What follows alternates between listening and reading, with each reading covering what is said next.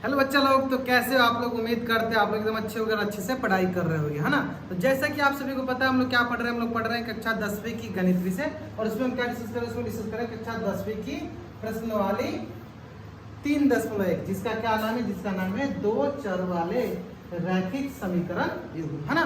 और इसमें हम लोग अभी डिस्कस करने वाले क्वेश्चन नंबर 2 डिस्कस करने वाले। इसके पहले हमने प्रश्न संख्या 1 और 2 डिस्कस किया था, जिसको हमने ग्राफी विधि द्वारा देखा था कि कैसे हल निकालते हैं, है ना।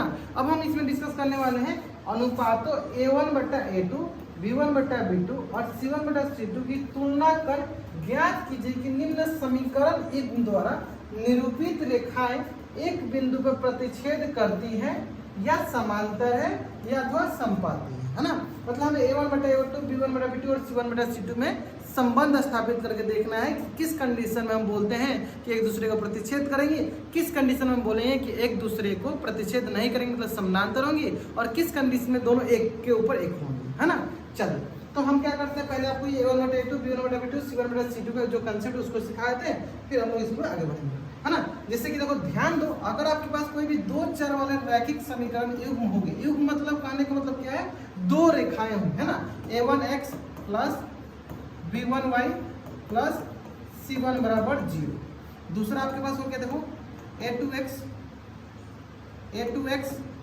प्लस B2y प्लस C2 बराबर 0।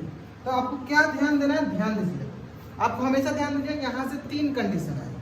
कितने कंडीशन आएंगे सर, 3 कंडीशन। कितने कंडीशन आएंगे सर, 3 कंडीशन। वही ध्यान देना हमेशा।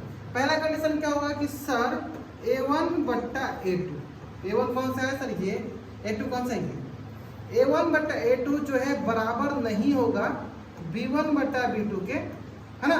इस केस को हम बोलेंगे कि ऐसी रेखाएं जो होंगी वो एक दूसरे को प्रतिच्छेद करेंगी,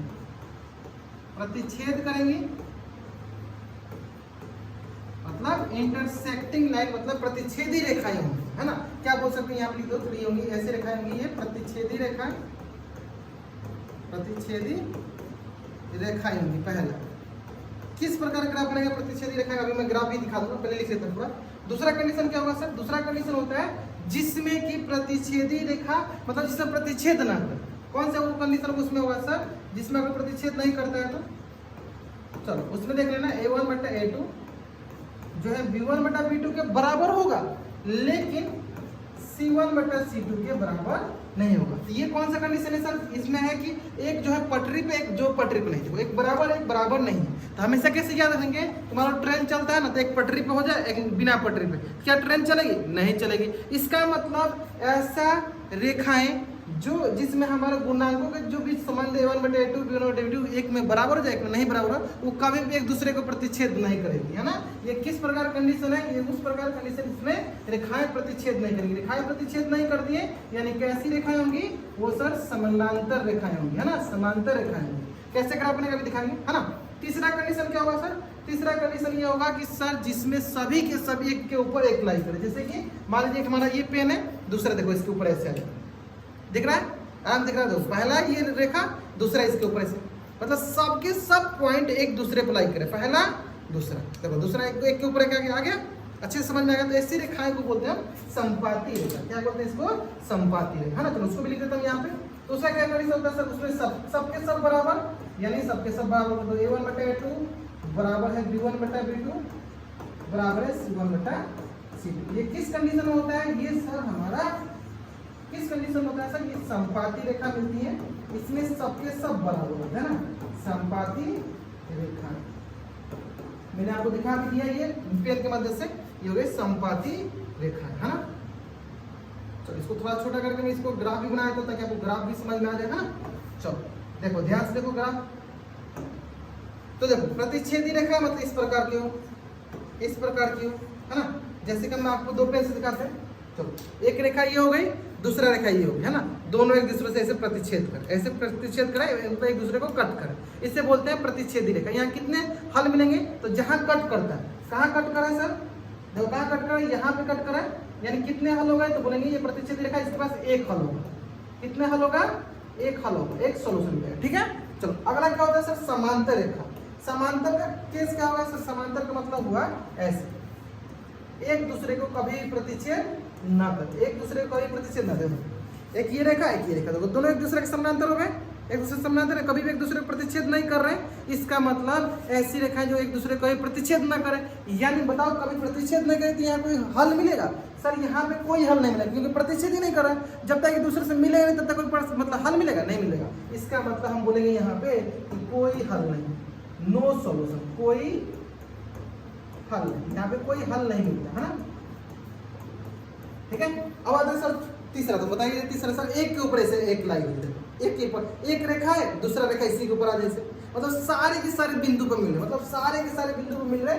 मान लीजिए कि हमने एक रेखा बनाई है, मान लीजिए हमने एक रेखा बना दी है और दूसरा रेखा भी इसी पे लाई कर, दूसरा रेखा भी इसी पे लाई कर, यानी बोलेंगे सर सभी के सभी बिंदुओं पे, क्या बोलेंगे कि देखो सभी के सभी बिंदु, इस बिंदु पे भी, इस बिंदु पे भी, सारे बिंदु पे दोनों की दोनों रेखाएं एक दूसरे के साथ मिल रही हैं, मतलब एक दूसरे को कट करिए, मतलब क्या होता है टच कर रही है। इसका मतलब सभी, क्योंकि हमको पता है क्या है कि सर रेखा अनगिनत बिंदु से मिलकर बनती है, तो एक रेखा दूसरी रेखा पर जब एक दूसरे को ऐसे संपाति करेंगे, टच करेंगे, तो उसे क्या कहेंगे? उसे कहेंगे संपाति रेखाएं। इसका मतलब इस पर अनगिनत सोल्यूशन होंगे। कितने सोल्यूशन हो जाएंगे इसका? अनगिनत हल, अनगिनत हल है ना। चलो क्लियर है, उम्मीद करते हैं समझ में आ गया होगा। चलो बढ़ते हैं अपने क्वेश्चन की तरफ। तीनों समझ में आ गया, जिसमें a1/a2 नहीं बराबर होता है, जिसमें नहीं बराबर, जिससे कट करेंगे यानी नहीं कट, मतलब कट के देखो इसे कट किया, यानी एक सोल्यूशन जिसमें एक पटरी पे नहीं, नो सोल्यूशन, कोई सोल्यूशन नहीं, जिसे बोलते हैं समांतर रेखा, जिसमें सबके सब बराबर हो जाए, बोलेंगे बहुत सारे सोल्यूशन है ना, बहुत सारे हल है ना। चलो देखते हैं, देखो क्वेश्चन देख लेते हैं। क्वेश्चन क्या है हमारे पास?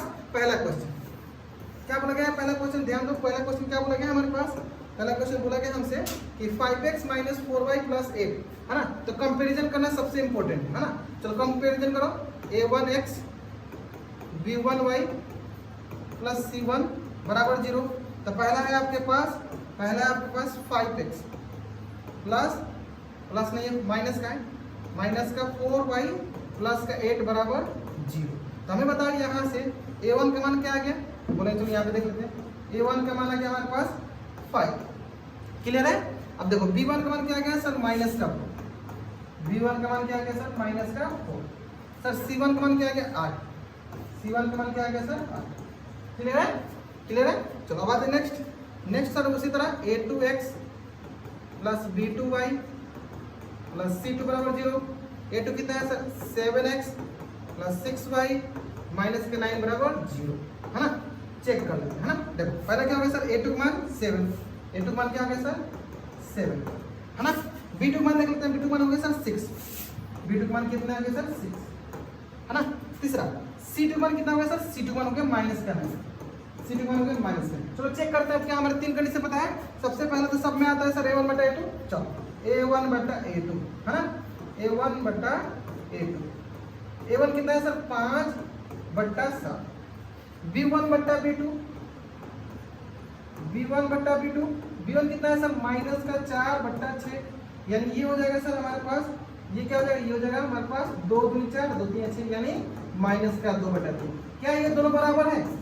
हमें पहले सबसे पहले यही चेक करना है, ये बराबर होगा तब हम अगले पे जाएंगे। अगला हो सकता है नहीं बराबर, तो बोलेंगे समानांतर, बराबर तो बोलेंगे संपाती। अगर ये बराबर नहीं होगा तो डायरेक्ट पहले क्या बोल देंगे? देखो सर दोनों क्या बराबर है? बोलेंगे सर दोनों बराबर नहीं, a1/a2 not equal to b1/b2। कौन से कंडीशन में होता है सर? वो होता है प्रतिच्छेदी रेखा में, यानी यहाँ पे एक हल मिलेगा। तो क्या बोल देंगे सर? यहाँ पे हमें मिल गया प्रतिच्छेदी रेखाएं, मतलब दोनों एक दूसरे को प्रतिच्छेद कर रही है, प्रतिच्छेदी रेखाएं यानी एक, प्रतिच्छेदी रेखाएं मतलब एक हल है ना। क्लियर है, यानी कितने हल हो गए सर? एक हल हो गए। उम्मीद करती हैं यहाँ तक